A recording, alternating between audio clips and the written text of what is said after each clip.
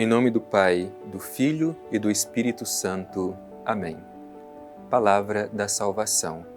Querido irmão, querida irmã, é uma alegria nos encontrar diariamente e nos debruçar sobre a Sagrada Escritura. Ela é palavra de vida.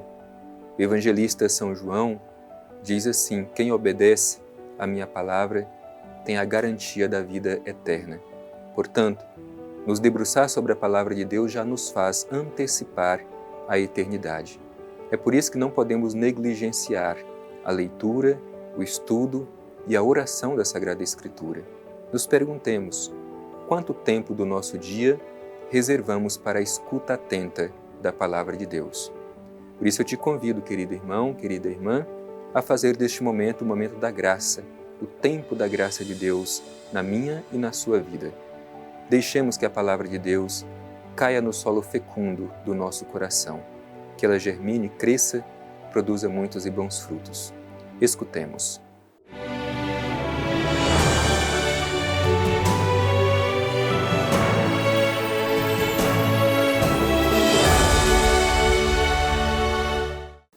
Proclamação do Evangelho de Jesus Cristo segundo Lucas. Glória a vós, Senhor. Grandes multidões o acompanhavam.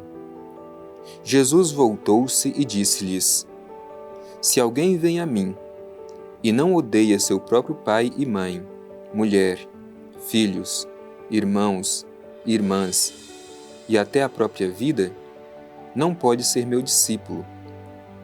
Quem não carrega sua cruz e não vem após mim, não pode ser meu discípulo.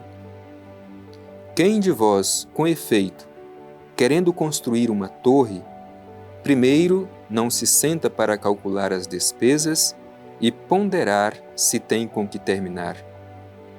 Não aconteça que, tendo colocado o alicerce e não sendo capaz de acabar, todos os que virem comecem a caçoar dele, dizendo: esse homem começou a construir e não pôde acabar. Ou ainda, qual o rei que, partindo para guerrear com outro rei, primeiro não se senta para examinar se com 10.000 homens poderá confrontar-se com aquele que vem contra ele com 20.000? Do contrário, enquanto o outro ainda está longe, envia uma embaixada para perguntar as condições de paz. Igualmente, portanto, qualquer de vós que não renunciar a tudo o que possui, não pode ser meu discípulo. Palavra da salvação. Glória a vós, Senhor. Querido irmão, querida irmã, hoje Jesus se dirige especialmente às multidões que o acompanhavam neste longo caminho de subida a Jerusalém. Aliás, vale dizer que o caminho da subida de Jesus a Jerusalém é como uma grande catequese que Jesus faz a seus discípulos e às multidões, às pessoas que Jesus encontra ao longo do caminho. É o ensinamento de Jesus realizado no caminho. Por isso, no início do cristianismo, os cristãos eram chamados justamente como aqueles do caminho, assim como Jesus se colocava a caminho. E hoje esse ensinamento tão exigente da parte de Jesus sobre quais são as condições para o discipulado. Quem quer ser discípulo de Jesus? Quais são as condições impostas para viver o discipulado? Por isso, meu irmão e minha irmã, esta mensagem não é uma mensagem somente para o passado. Esta mensagem é para o hoje da nossa história. É para mim e é para você, que queremos ser discípulos, discípulas de nosso Senhor Jesus Cristo. Quais são as condições para seguir os passos de Jesus? Por isso vamos olhar com bastante atenção o que nos diz a palavra de Deus.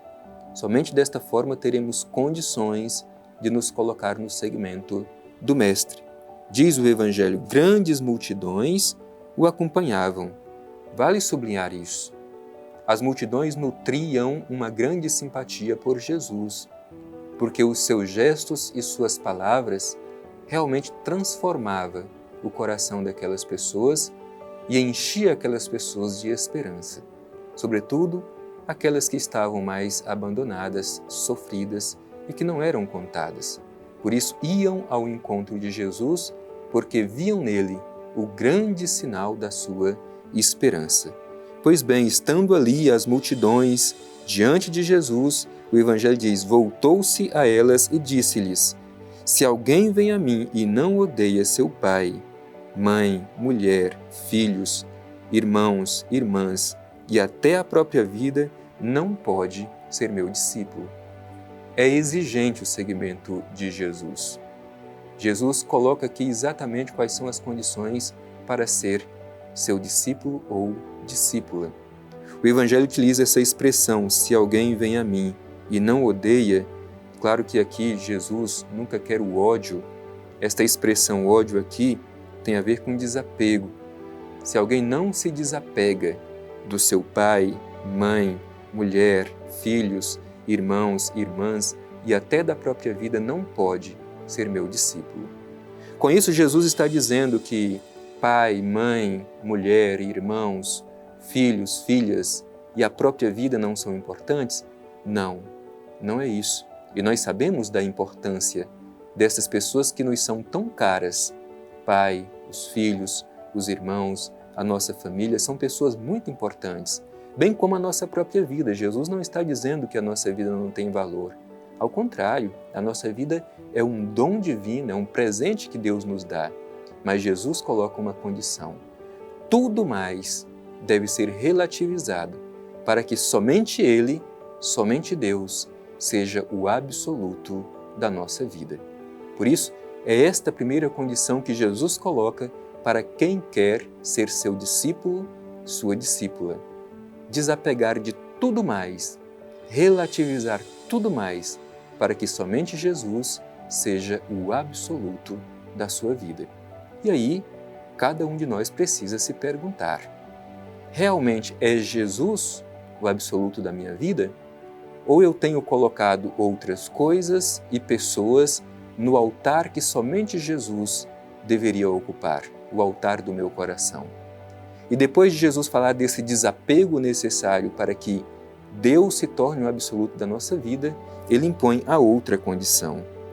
Quem não carrega a sua cruz e não vem após mim, não pode ser meu discípulo.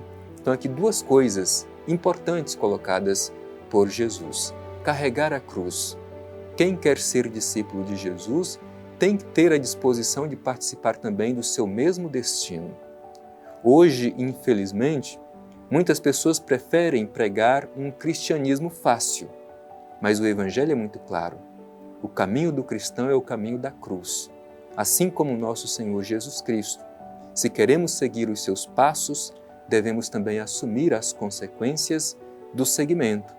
Por isso é condição para o discípulo carregar a cruz. E a gente até diz, utilizando a expressão dos padres da Igreja, quem procura Cristo sem a cruz pode encontrar a cruz sem o Cristo. Por isso, todos os dias é preciso que ressignifiquemos as nossas cruzes do dia a dia na cruz de nosso Senhor Jesus Cristo, sabendo que o caminho do discipulado exige assumir a cruz de cada dia. E mais, andar atrás de Jesus. Quem não toma a sua cruz e vem após mim. Por que é importante essa expressão vir após mim? Porque muitas vezes, mesmo na igreja, nós queremos passar na frente do próprio Jesus, que é o Mestre, que é aquele que deve estar à nossa frente como pastor e guia. Quantas vezes não queremos nos adiantar e passar à frente do próprio Mestre? Tomemos cuidado, somos discípulos e precisamos caminhar atrás do Mestre, seguir os seus passos. Aqui me recordo da expressão que Jesus dizia a Pedro, naquele momento em que Jesus anunciou a sua paixão e Pedro repreendeu Jesus, que isso não iria acontecer com ele, e Jesus diz: vai para trás de mim, Satanás, porque tu pensas as coisas dos homens e não as coisas de Deus. Quando a gente quer passar na frente do próprio Jesus, a gente se fecha para ligar o nosso pensamento a Deus e pensamos somente a partir do nosso próprio egoísmo humano. Por isso, Esta é uma outra condição para o discipulado, assumir a cruz e andar atrás de Jesus, isto é, seguir os passos do Mestre. E na segunda parte do Evangelho que nós escutamos, exige discernimento, saber examinar os espíritos. Afinal de contas, só saberemos discernir o que é de Deus e o que não é de Deus à luz do Espírito. Saber calcular bem as nossas escolhas e as suas consequências. Peçamos à luz do Evangelho esta graça do discernimento para sabermos discernir o que é de Deus e o que não é de Deus e, sobretudo, sempre fazer a escolha por aquilo que é de Deus.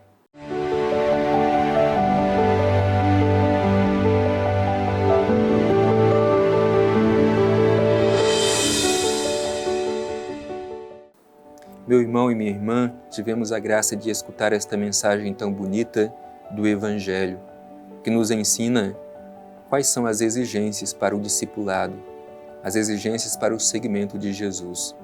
É preciso que, antes de tudo, Ele seja o único absoluto da nossa vida e também saibamos carregar a nossa cruz de cada dia, ressignificando a nossa dor, a nossa paixão, o nosso sofrimento na cruz de nosso Senhor Jesus Cristo.